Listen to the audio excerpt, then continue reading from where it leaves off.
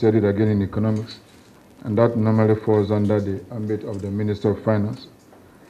So I will be focusing on fiscal policy briefly, since the budget mainly is talking about fiscal policy. There were very few or almost nothing on monetary policy that the central bank would do.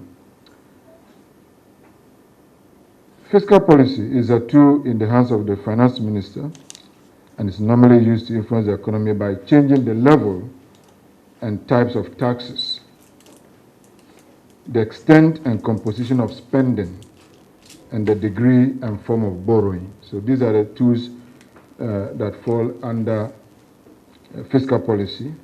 Other government needs to use taxes by lowering taxes or increasing taxes, or by trying to influence or change the composition of government spending, resource allocations, and also government uses borrowing in a way to influence the private sector or the economic activities. I try to remember some of the macroeconomic things we learned in undergraduate studies. The basic Keynesian framework of macroeconomics is the concept of equilibrium, in which the gross domestic product is equivalent to aggregate demand. Aggregate demand being made up of consumption, investment, government spending, and net exports. So basically, if we are looking at how the 2020 budget was going to impact on the private sector, we will need to look at how government in that budget is seeking to influence private consumption. And private consumption in Ghana constitutes a large share of economic activities in Ghana in terms of even our GDP. Can we find any tax policies or tax reforms that seeks to boost consumption? You would expect that government would have been reducing taxes if they wanted to spare up consumption, if they want to make households be able to have more disposable income in their pockets to spend in 2020.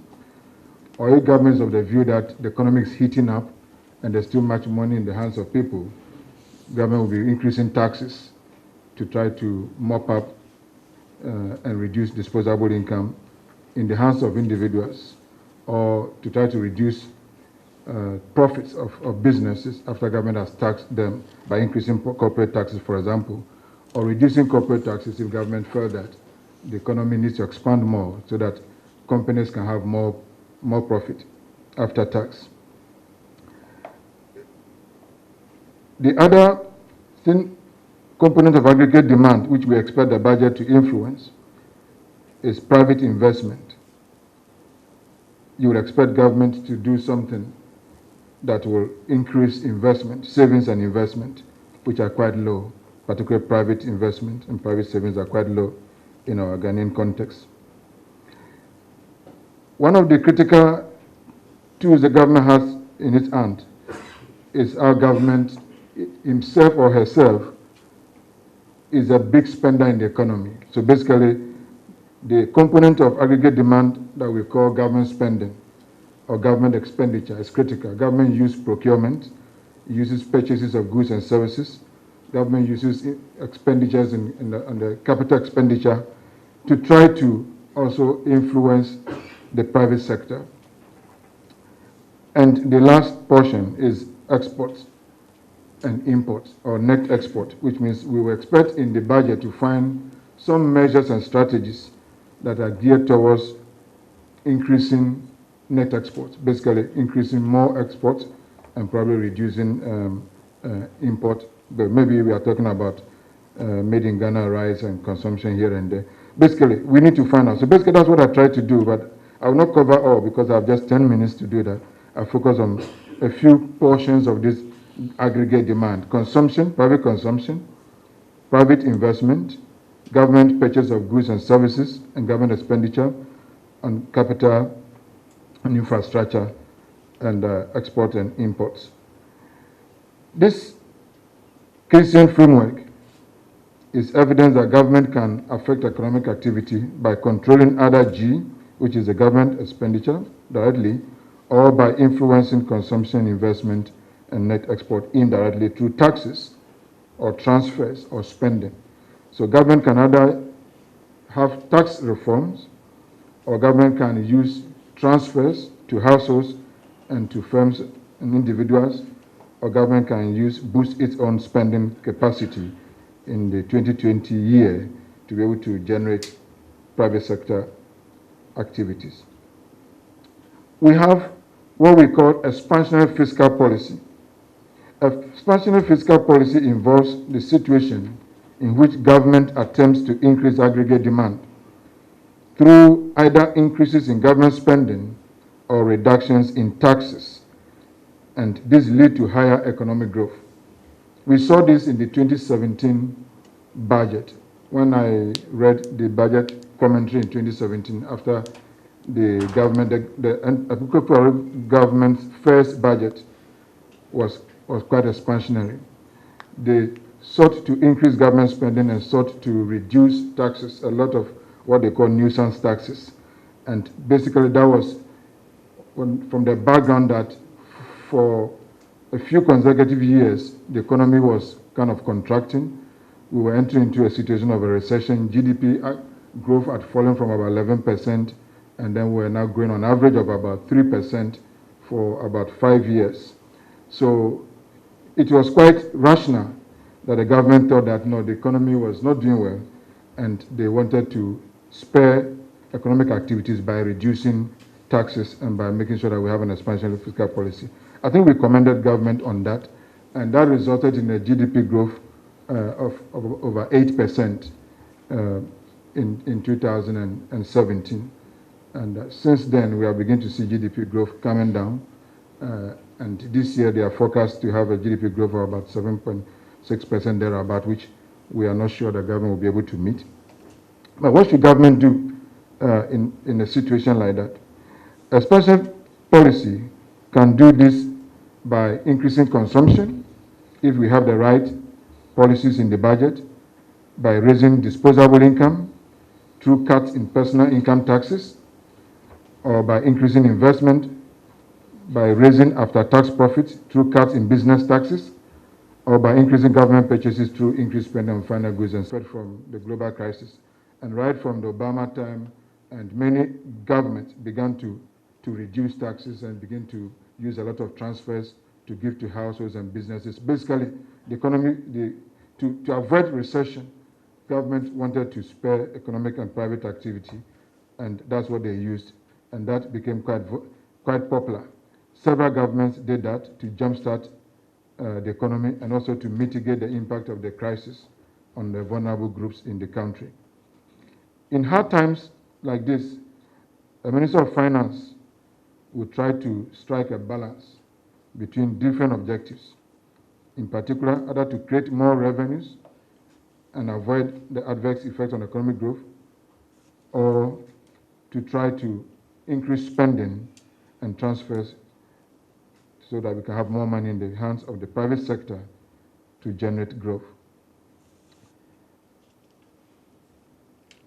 The opposite of the expansionary fiscal policy, of course, is contractionary fiscal policy, which will be the situation where government think the economy is overheating, and the government will therefore increase taxes in order to try to reduce the money in the hands of the private sector and businesses.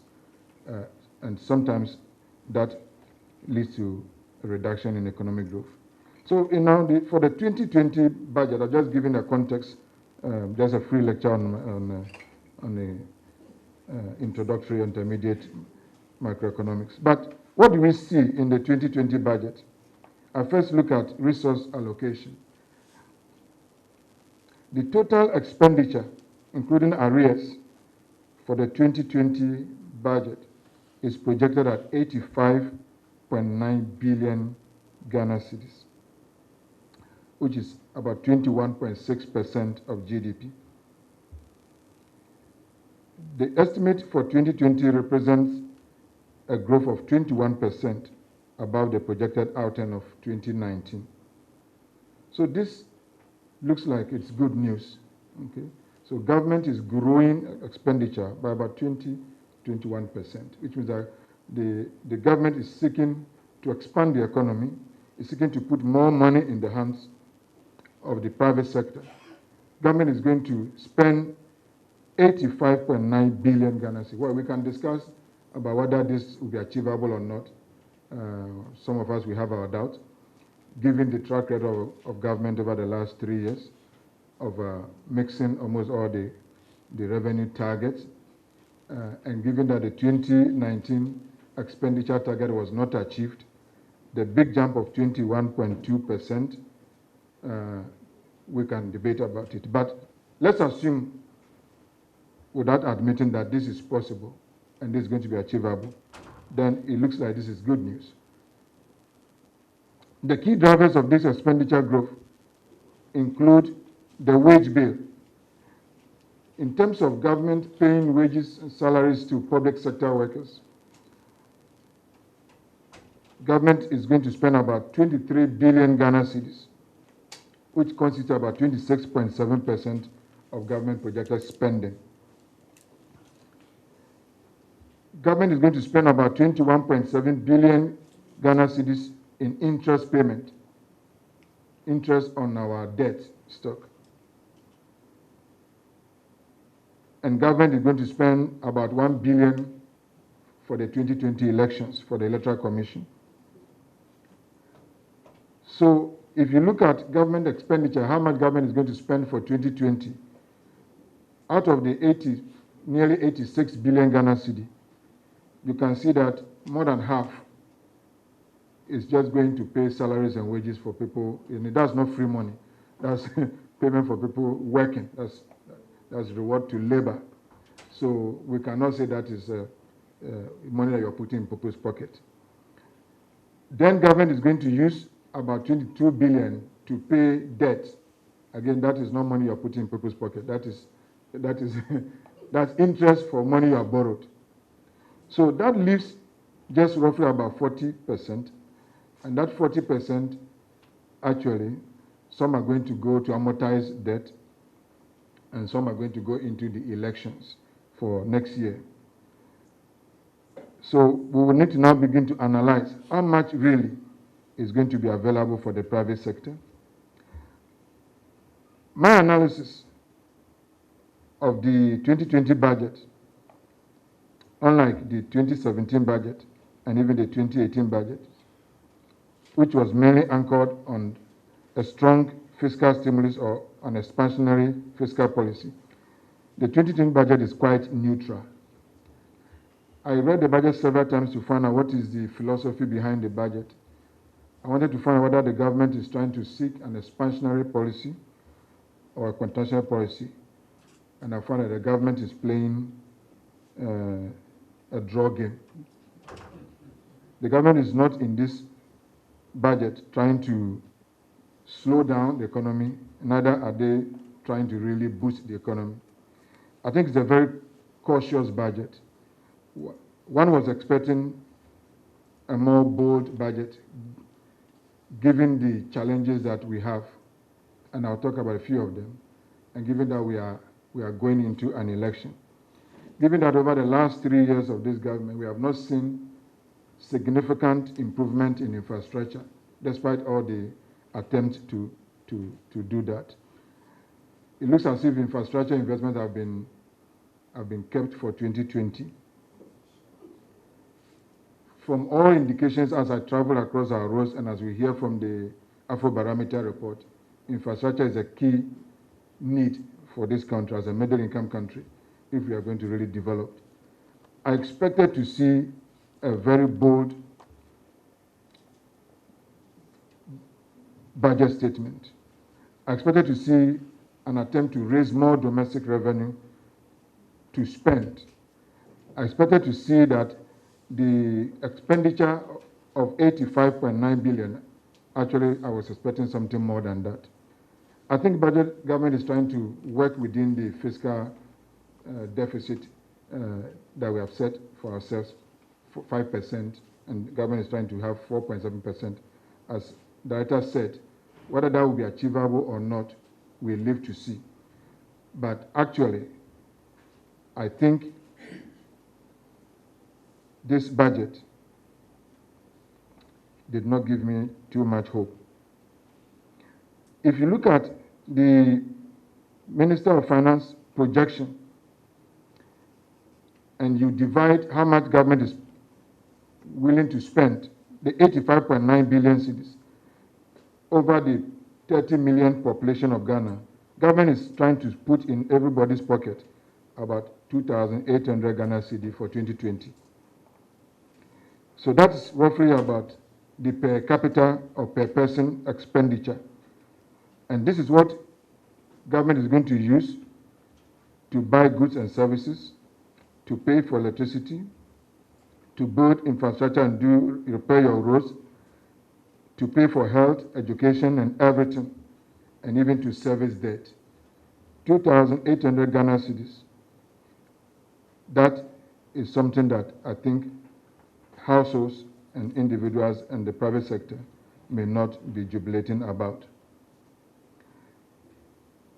One of the things that normally will spur growth and also boost the private sector is government spending on infrastructure, what we call the capital expenditure.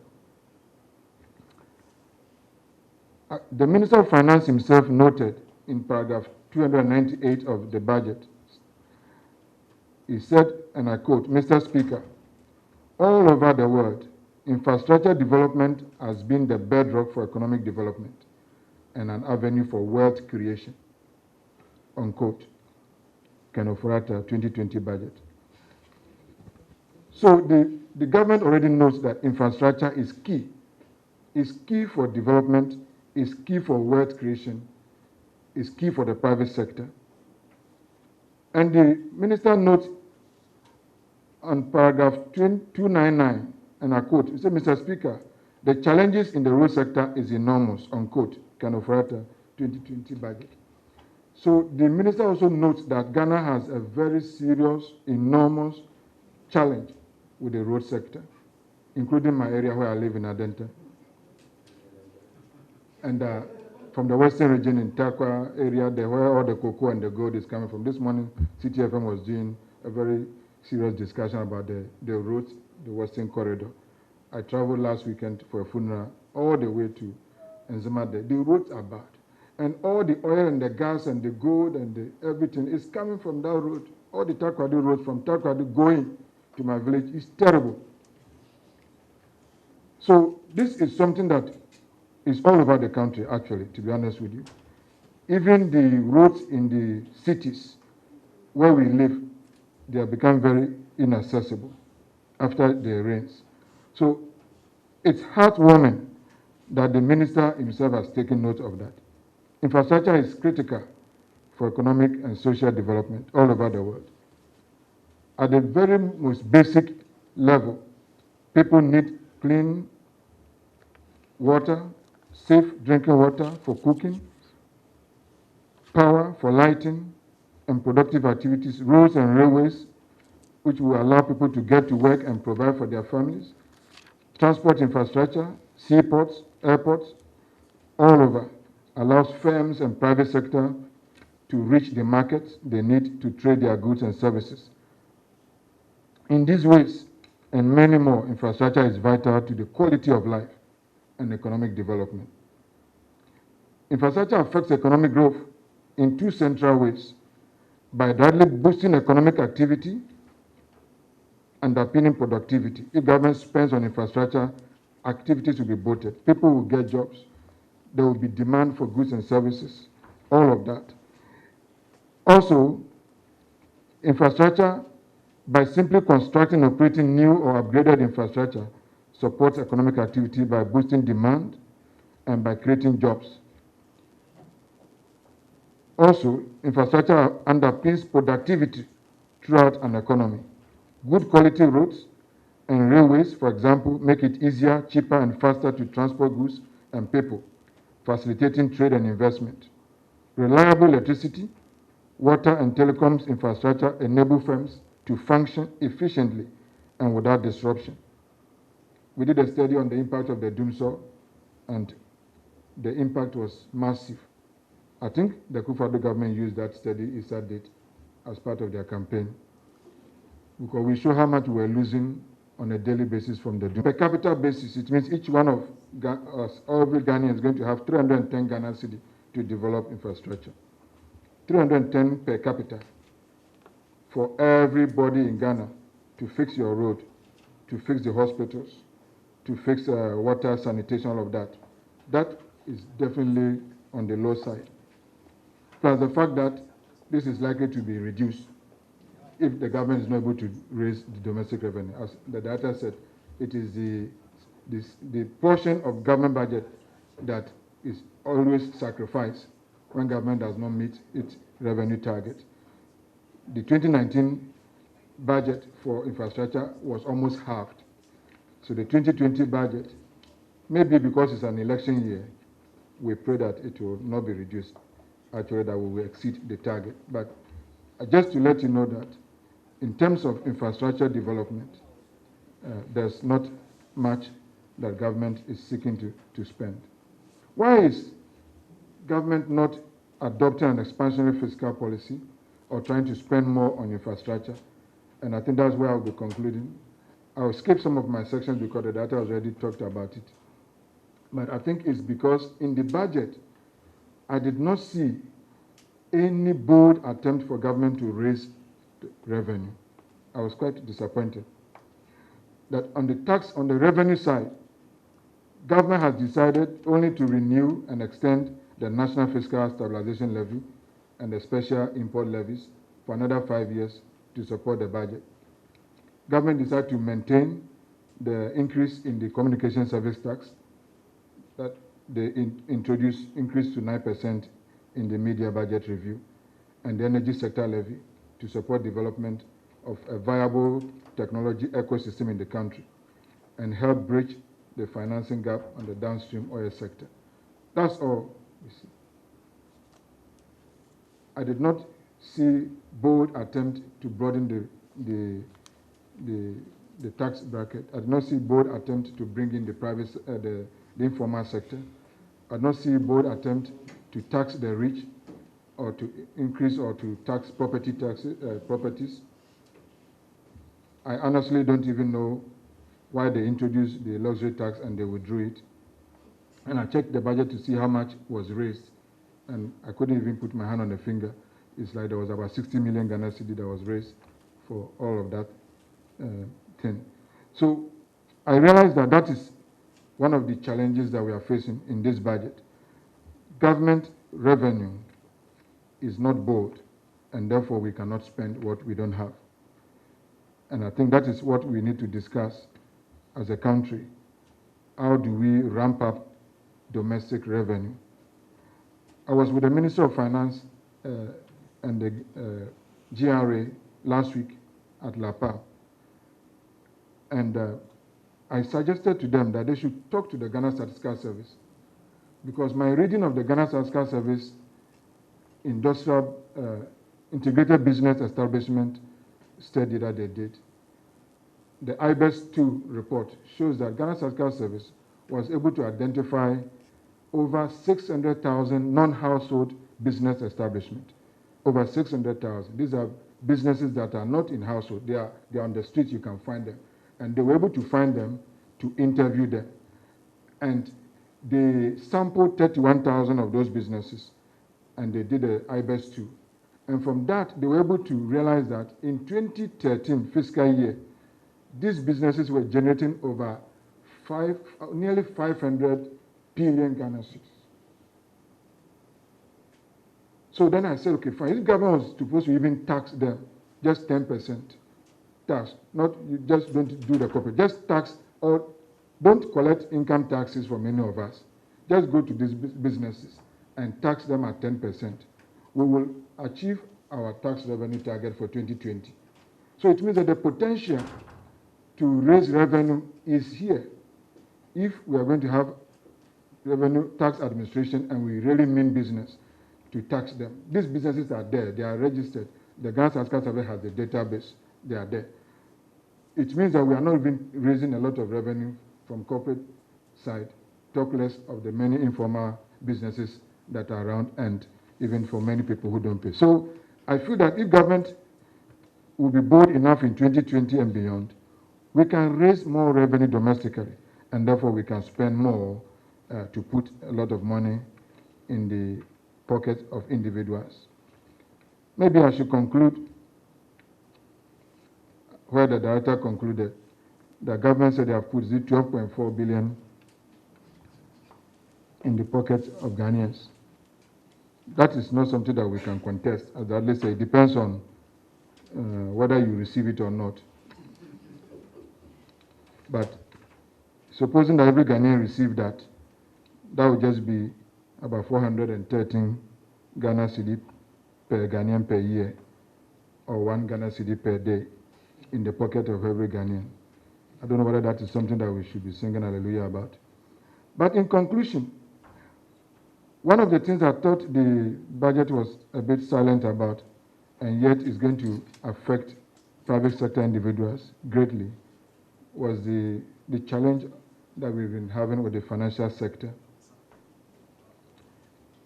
Just like most financial crises, this financial sector challenge that we are having since 2007, 2018 is going to manifest greatly in 2020. My own estimation shows that it's going to really have a slowing down effect on the economy if government doesn't act quickly. It's going to lead to a credit crunch and lead to a fall in consumption and lead to a fall in investment, and therefore that will contract aggregate demand. Now remember the equation of aggregate demand: consumption, investment, and government spending, and export and import. And many individuals and businesses have lost capital, they have lost investment. So consumption, aggregate demand is going to fall in 2020 unless something seriously is done about it. Consumption is going to reduce, savings and investments are going to reduce, and that's really going to affect profits of businesses, and there's going to be job losses here and there. So we need to do what normally is done in other countries when we have such challenge. We cannot just keep it under the carpet. It's massive. It's unprecedented in my short life in Ghana, studying the economy of Ghana. So we would like to see, because this financial sector is like an electricity grid, it's a network. So any failure on one element of it is going to create pressure on the other side. And as it happens, almost everybody is going to suffer. Some of us who sit here and say we don't have investment anywhere, we are going to remit money to people who are affected. So nobody is going to be free from this situation. So we expect that government policy has to ramp up. There has to be a discussion. There's not been a lot of discussion. I don't know why Ghanaians are like that. We have to demand accountability.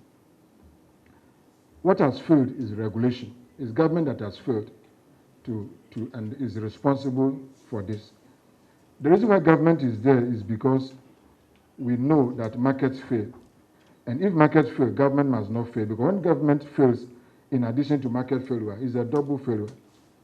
So markets are failing, and yet the regulators that were supposed to regulate these institutions to make sure that depositors' money were safe, they also failed woefully.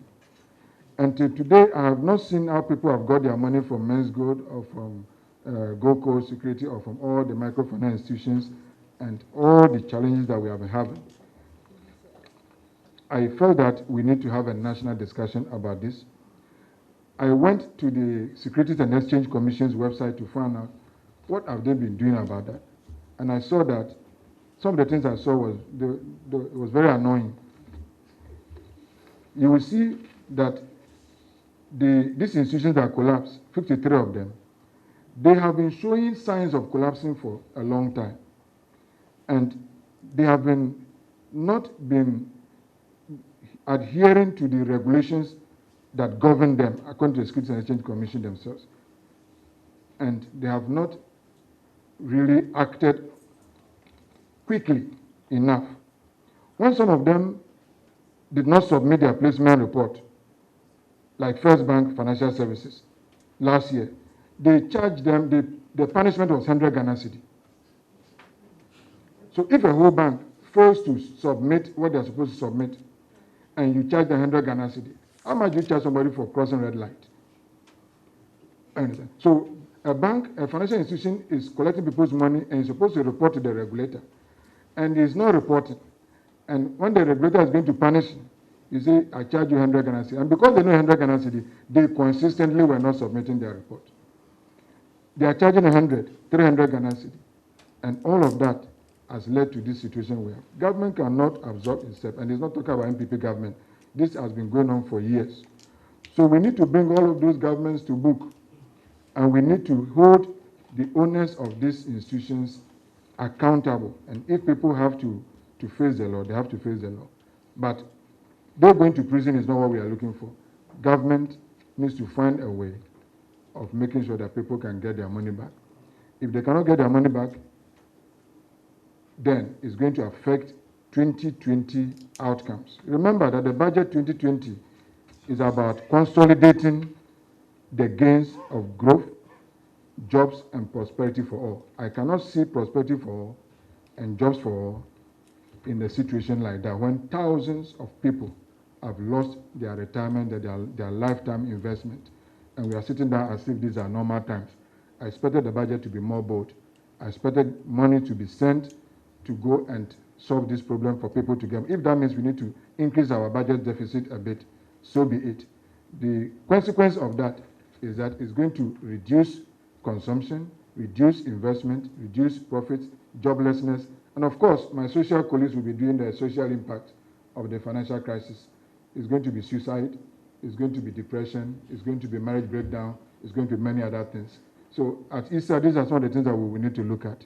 With that, I conclude that the budget 2020 has mixed information for all. There are some aspects of it that definitely are going to enhance private sector, both in terms of households, through spending, and both in terms of household through consumption, but also businesses through government's attempt to ramp up infrastructure development. But definitely, I think it is not sufficient. Thank you very much.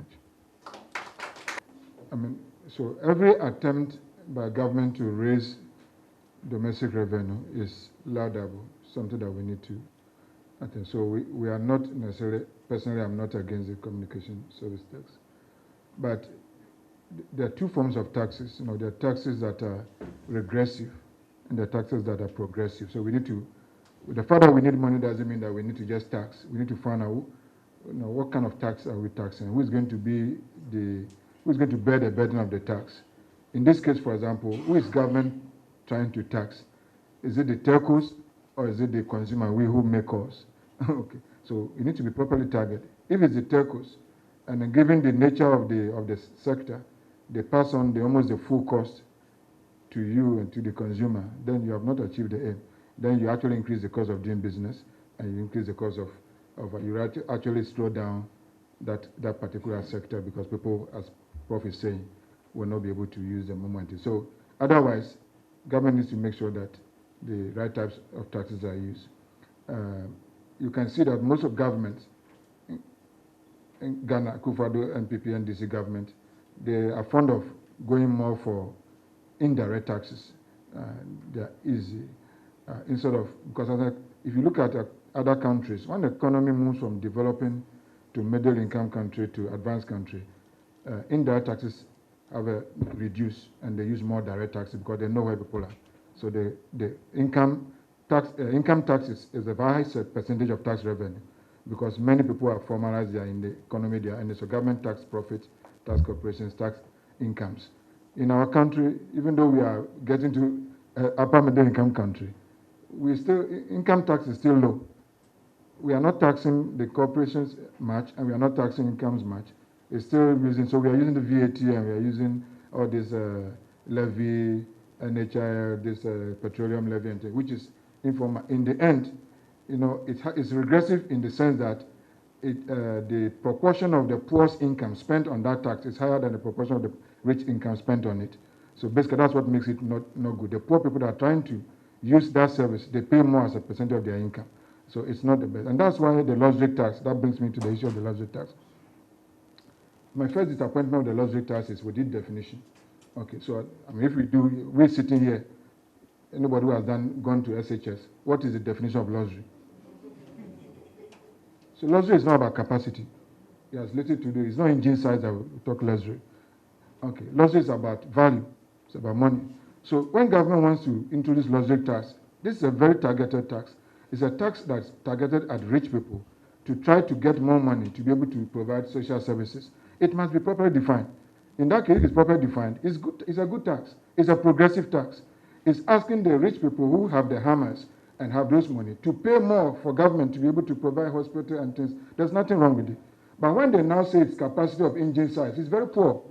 I've not seen any country does that. That will be a carbon tax. If you want to tax pollution, that's when you do that, because you think big cars pollute the environment more. Then they should change it to carbon tax. But they say it's luxury, and then it's poor. That's what people were arguing. We are not the only country to introduce luxury tax. Okay, it's like property tax. The property is there, is rich, we know the value, we tax it. Somebody is bringing a car worth $50 million. You say, okay, this is it. We pay a bit more tax. That is fine. The way they defined it actually was bad. And I sent messages to some of the ministers I know that this thing is not correct. Okay, I know how this whole tax came about, but I think this is the government's attitude of not consulting academics and economists to help them. They just think about something and sometimes they implement it. I checked the literature and I didn't see anywhere a luxury tax is defined like that. And I think that's why there was an uproar. I thought that they were going back to redefine it and bring it back again, but they decided to withdraw it. It's okay. Because then it was very high. It was affecting everybody. You have your 10-year-old car, you go, and then instead of paying 150 Ghana cedi, you are now paying 1,000 something. Everybody. And many government-owned cars fall into that. Many of the university cars, hospital cars, NGO cars, these are cars that are owned by government, Ministry of Education cars. Pickups and things were all coming into that. It was not properly targeted. So otherwise, I don't have any problem with the luxury tax if it's properly defined. It's done everywhere in the world where you want to target the rich to pay a bit more than the usual to be able to help deal with the problem. That is not something that I'm against. Thank you very much. For